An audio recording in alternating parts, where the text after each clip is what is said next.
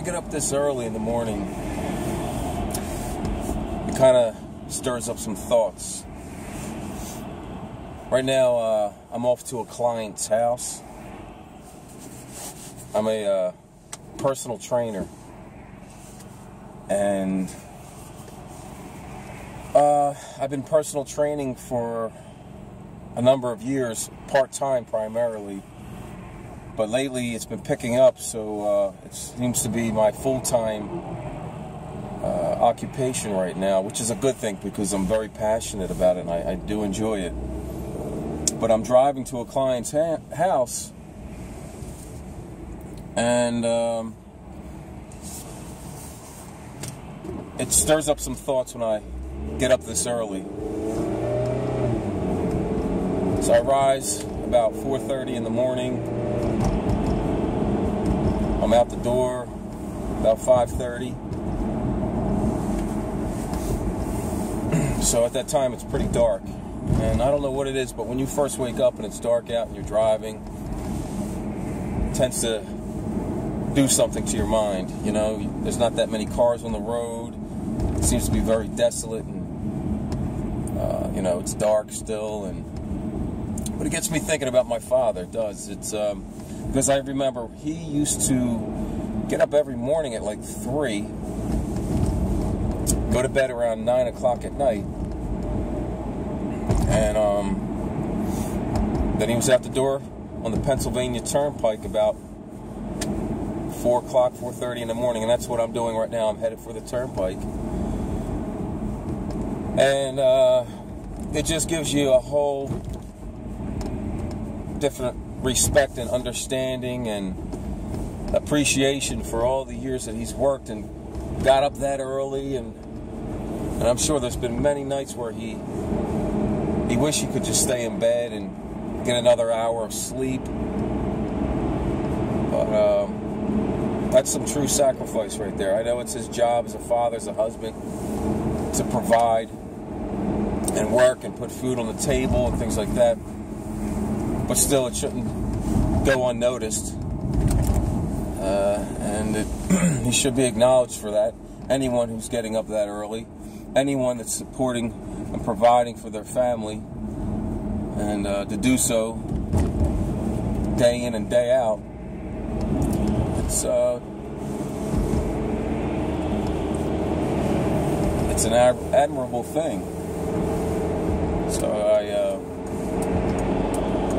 it just gets me thinking about all those years of sacrifice that my father is, the sacrifices he's made, and I see where he's at today. And this was not part of our plan. We didn't expect him to barely reach retirement after all those years of hard work to then just end his final days in a senior center. I think it's unfair, and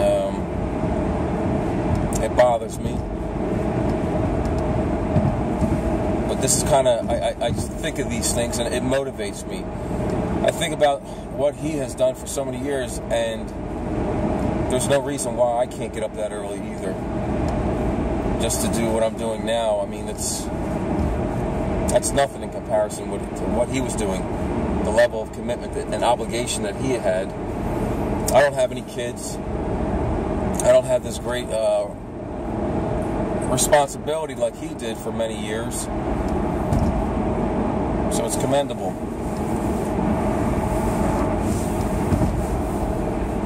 But for those who get up that early in the morning, or this early in the morning, I'm sure you brainstorm, your mind wanders. There's a lot of things that maybe you're contemplating, and whether or not to do this, that, or the other, and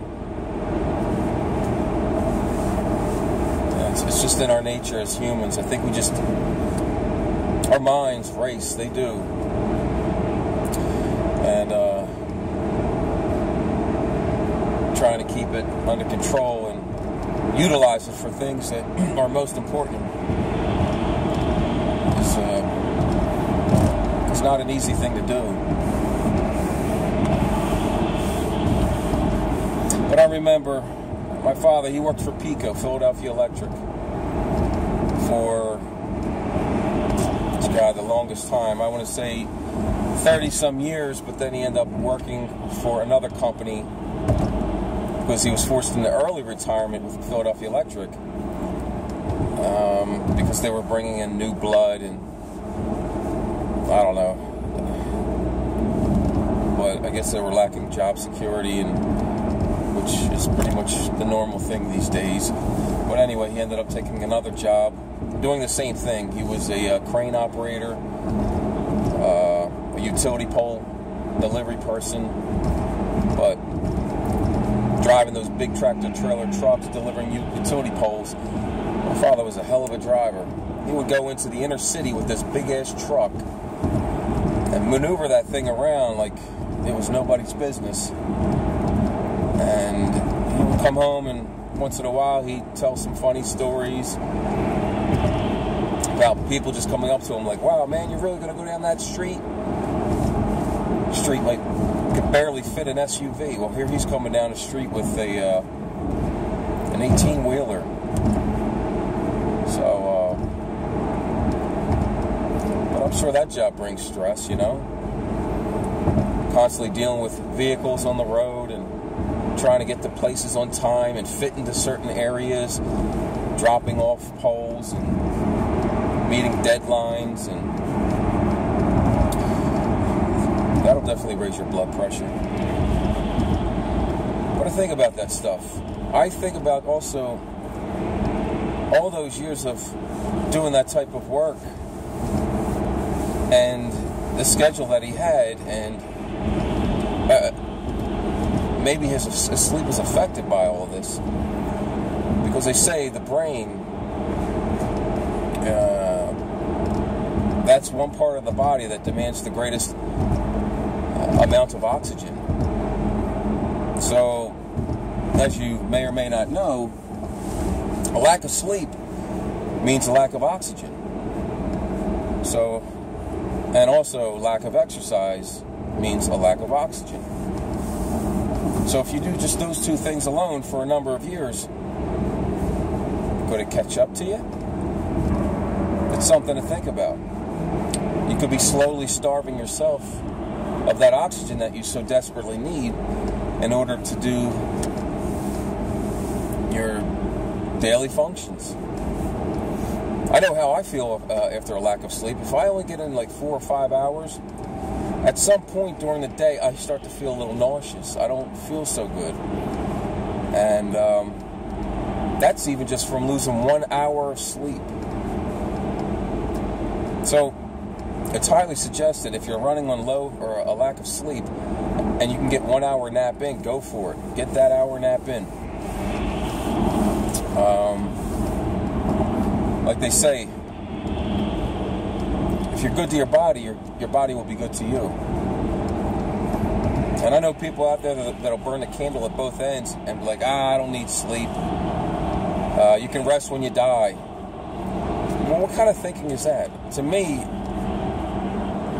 you want to get your sleep so you can be operable and functional and at your best while you're alive. Because if you're not, and you do this for a long period of time, you could be basically setting yourself up for failure later in life.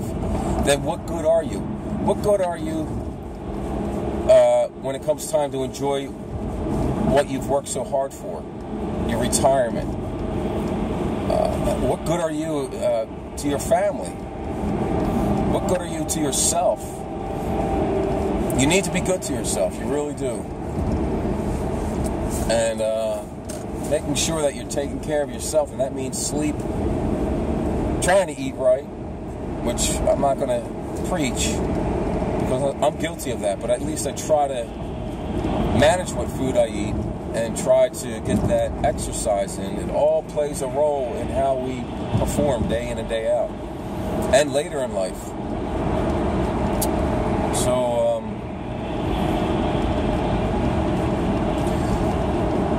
yeah, these early mornings, they get you thinking. And I haven't even had coffee. I don't drink coffee. I can't handle the stimulants. But just my early morning rant, or whatever you want to call it. Sometimes I like to talk. I get some thoughts going, some emotion, and I like to get some things off my chest and share it with all of you. Because I tell you what, we're all pretty much doing the same thing. In some way or another, we're doing something that's relative. And it's good to share.